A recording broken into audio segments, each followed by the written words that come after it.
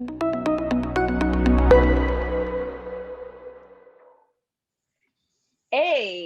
welcome back to the Real Kindness Games. Pew, pew, pew, pew.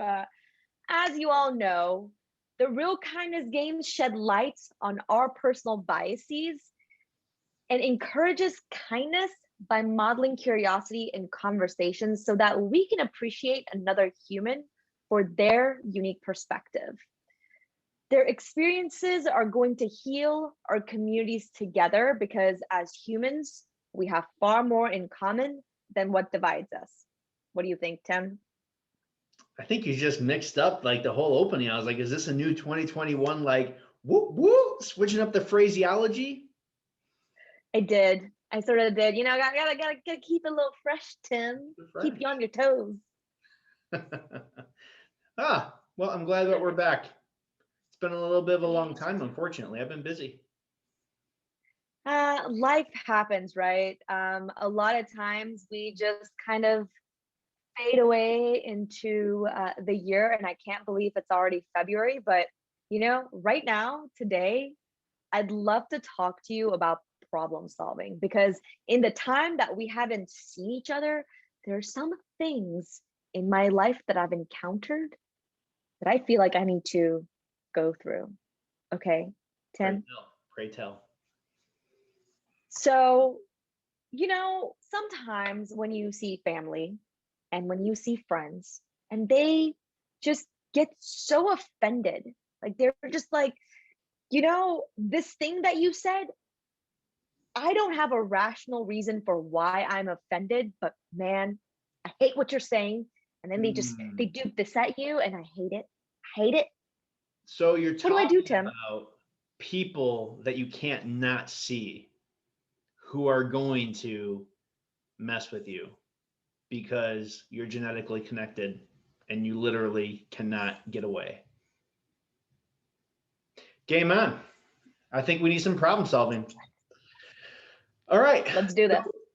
When we look at a problem, and this is any problem in the world, right? Any industry, doesn't matter what, we need to identify what we can control and what is the root cause of the problem. So, what can we control in this situation? Myself, my emotions, me not flipping them the bird. I mean, if you do the bird though in a funny way, that can really add to a situation. Maybe we'll get into that. But you're right. We can control ourselves. We can control how we react. And for this specific instance, we kind of know what's coming, right? We know that person that we're going to see and what they're going to say. And so we can kind of pre-think what's coming. So you're talking about the person that's just going to be angry as soon as no matter what you say. Saying what you're going to say, right? Okay. All right. Well, what is your purpose, Mr. Rob McKenna, for this conversation?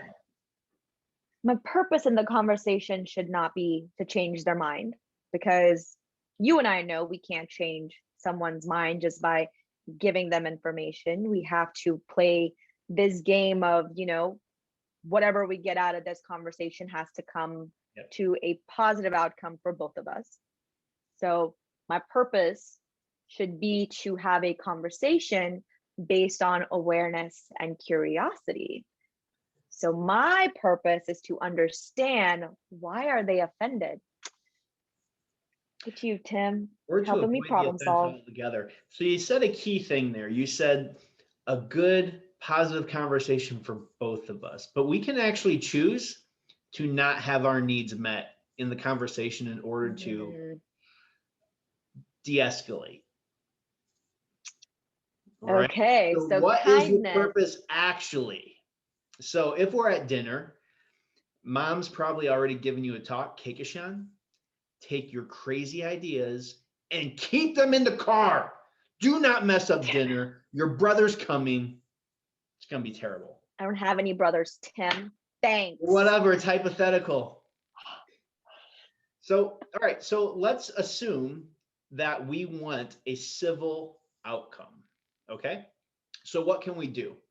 We can just resign ourselves to not talk about specific things that are going to start that other person off with their insult and offense. Two, if they get insulted or offended, we can tame things down. So one of the ways that you can do this is you can bring your mood down, lower the tone of your voice, right? Become calm and be like, hey, I'm sorry if I offended you, but like, I really don't want to have this discussion today because like, this is really about family. Mom's already talked to me. I know I'm like the worst person in the family. Um, but like, there's probably a more appropriate time to have this conversation. And in all honesty, like, I would just love to have a great encounter with you today. I love that, Tim, because I think one thing that you mentioned, I think is so important is self-regulation of emotions, right? Like regulating yourself. You can't control the other person's emotions nor what they're going to say. But what you can do for yourself is understand how your words and your actions are going to impact the event that you're in, right? Like, especially if you're going to a family gathering or you're hanging out with friends, you're at a baby shower, like these are things that you can avoid. Go have that conversation later, right? Have it later. And then if that, like, trying to tone it down with your tone and calm things out isn't going to work because the person's going to persist, then you can try a little bit of comedy. My specialty. My wife tells me, hey, you should be more serious. And I'm like, you're too serious for both of us. Hope she's not watching. But there is the way to go. If they start to get triggered and they start to bring it up and you're like, hey, like, can we bring it down? They're like, I'm not going to bring it down. You're the most offensive person I know, Tim. Well, then you can go comedy. You can be like, Woosa. Oh, Lord Jesus, please give me the wisdom. And just let everybody look at you like you're crazy. Let everybody laugh and then be like, I'm sorry, I just don't have the energy. Can we not? Because mom's already talked to me, right? And sometimes a little bit of comedy, something just ridiculous, breaks the tension, resets even the most angry person, brings everybody else around who's been like, and they've been like, that was actually pretty funny. And now they're kind of on your side because they see what you're trying to do. And then they're going to be like, yeah, can we just let this go? Like, Tim totally didn't mean it this time. I know he's you know, all the other times. I don't want to say the Right. P word on the program, right? Because we don't do that. But, so that's another way to handle when somebody is going to get offended at the sight of you or the sound of your voice. Does that make sense? So tell me, it does, and I like where you're going because I think comedy can go a long way. But what if someone comes at you, and we're all smart people here, and someone attacks your intelligence, and they say, "I can't believe you don't know this. I Ooh, thought you were smart. they're I trying to thought drop the age you of work information on for." you. Oh yeah, man. Like they're basically saying, I don't know what I should have already known. Mm. Now I'm offended again. Now I'm offended. Not they, I'm offended. Ooh, they're trying to get at you now. All right. Again, we have the choice. Do we want to engage? Do we really want to do this right now? Or do we want to do it later? Maybe never. So there's a couple ways to deal with this. One, try the first one, bring it down, disengage. Two, yeah, you know what? I actually really don't know about that. I've heard what the news has said, but it doesn't really make sense to me. How about this? Can we talk about this next week after I go and look it up? And then I'm going to look up my side and your side, and then like hopefully we can just have a conversation to figure out like where we both land. But that takes being willing to insult yourself kind of and be like, I just don't know. Or Yeah. you can take the funny route. Like if you're at your mom's house, your mom probably still has actual books. You can go like open up an encyclopedia, which you probably bought from a guy when you were a kid that came door to door with the encyclopedias like World Book, Britannica. I know they don't exist anymore, but some people still have them. And you can like open up to a page and be like, did you know that? Me neither. Looks like we're both a little bit dumb today. Let's have dinner. I love that. I love that. Because a part of it requires you to kind of eat your ego, right? I know you're at dinner and you're hungry. You could just eat your ego to Yeah. fill yourself up and say, hey, I don't know what you are talking about. And that's fine. Like the one thing that we all know is that we probably know 1% of the information in the world. Do you know how much information is out there? There's no way you know what is going on in Ethiopia right now, because even I have no idea. Just Maybe pull you that know out of 1%. I know 1.5, so watch out. Oh, Tim. So there's Now, okay, another let me go there's ahead. another way you could take this as well. If you can't bite your ego, if you can't tame yourself, you can push it off to another time. You can be like, look, mofo, I am going to own you in this discussion, but not at the dinner table. You study up. My hot topics are this, this, and this. What are your 3 hot topics? We're going to do a family freaking feud Zoom on Wednesday. And everybody that wants to can jump on, and you and I are going to go at it. PowerPoints, and once and for all. And oh, I love PowerPoints. if they feel really strongly, they're like, yeah, like that actually is a pretty exciting thing if they want to fight.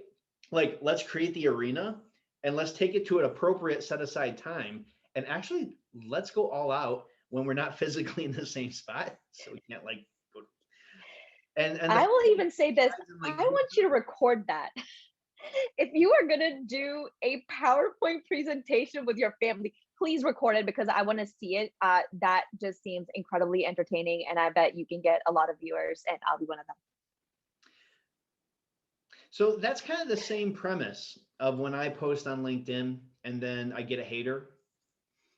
And then I'm like, hey, let's just do a Zoom. I'd love to hear about it. And like 99.9% of the time they go silent. Or one time I got a hater and I looked up his profile and he was in Washington, D.C. I was like, I'm gonna be out there in 2 weeks. Let's meet for coffee. Never heard from him again. So sometimes if you actually give somebody the option to do the thing, if it's a family member, they may take you up on it, or they may be like, oh, I don't want to actually have time for him to prepare. I was trying to do like a little, and they'd be like, well, I want to be prepared and I don't want to ruin dinner. Mom's already talked to me. Mom, what do you think? All right, cool. Unless your mom's a hater. Now, your mom might be a hater and she might be like, do it now. But then you got bigger problems. You probably shouldn't go to that dinner. oh my God. I can't imagine my mom being like, and game on. Like, I do remember when I was a kid, my mom would be like, if my sisters and I were fighting, they'd be like, do you want me to give you a stick to duke it out? Yep. And that's a different story for another day. Those were fun. But I think the last one that I want to bring up is, what if you're around someone and they're like, well, if you don't think this, then you must be that. If you don't agree with what I'm saying, you must agree. Oh, you must agree in that. And they're putting like words in your mouth. They make you and mad. Then, you get all flustered and you're like, it's not what I said. Like, what can you do to problem solve that one? So to tame your own emotions, so we can kind of categorize this as when things go wrong. And actually, this is probably the best example you've given. Good job. Because we can be at work, we can be at school, we can be on the bus, and all of a sudden we end up in a conversation we didn't want to end up in. And like we're getting like, so what can we do about it? Well, what is my purpose here? Do I really want to have it out with you? So if you can't calm yourself down because you don't want, maybe you want the fight, right? So some of us, maybe we want the fight, but do you want the scene right now? Do you want the relationship more than the fight? And this is probably the crux of the real kindness games. When we have conversations with people we disagree with, when we have conversations I love it. with people we disagree with, We can either go down the road society is chanting for us to go down. They're egging us on. They're like, yes, fight. It's like the lunchroom in school. Fight, fight, fight, fight. And it feels so good right now. But at some point, you're going to have to cross that bridge again with family, at work, or with friends. And so you might want to just realize when it's time to be the bigger person. And actually, any of the excuses that we've already brought up, like, hey, actually, I am really passionate about that topic, but I want to get my facts straight before I discuss it with you. Because one, I want to be right. Two, I want to know your opinion. I want to study up on what you, so we can have a good conversation. Because as much as I want to be right, I want to understand what I'm saying. And if we're actually passionate about the spaces that we're taking, the views that we're subscribe to, one of those words, then we should want to understand and have a holistic understanding of what's going on so that we can actually sound intelligent and not just sound like we're parroting the 24-hour news cycle that we've been listening to in our headphones all day as we work because we can't get away from this. What do you think? Tim, no, if I've first of all, thank you for giving me like the framework of how to problem solve and understand that I myself can control the narrative and the outcome by regulating my emotions, by deferring to another time and say, hey, I really want to have this conversation, but maybe not just now. I want to let's collectively do some research on both ends and come to the arena with our PowerPoints, which again, please record. And third, you can just say, hey, I do have this opinion, and I know you have this opinion, and maybe we just choose to not have this conversation because our friendship means more. This conversation is not worth us losing the relationship that we have. And so let's just move on and go on with our lives because this argument that we're having is just not enough. You want a bonus tip? Thank you for teaching me. The what? Bonus tip. Here you go. Ooh, so at some point you are going to get into this conversation, right? Because it's going to happen. And if you're well read and prepared, you may stump the other person, get them on the ropes, and they're like, they get the blank look. They don't know what else to say. And you could be like, bam, now what? Or 1, 2, 3 punch. I know, like Friday, you got. Or you could say, let them off the hook and be like, okay, I want you to think about that point. The next time we talk, like I want you to be able to talk about that point that I just gave you and do a little research and let me know what you think. And that little bit of kindness will go a long way with that person because you could have embarrassed them, but you didn't because you value the friendship more than you like being right. 100%. And I think that's the whole purpose of the real kindness games is, right? Like you could be right. Yep. You can just thumb another person down, make them feel bad, make them embarrassed because they know less than you. But why not take the high road? Be that better person. Treat them with kindness. Be curious.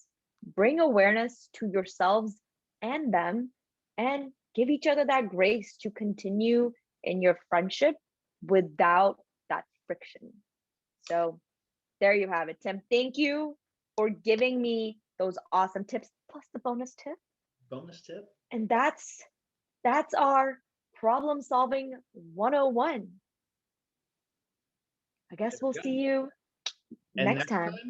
We're going to actually talk about how to enjoy a conversation because we've all forgotten how to do it. I'm so excited. I'm so excited. We've got Angela coming on our program. You guys are going to love her. This is going to be an incredible show. So please tune in next time.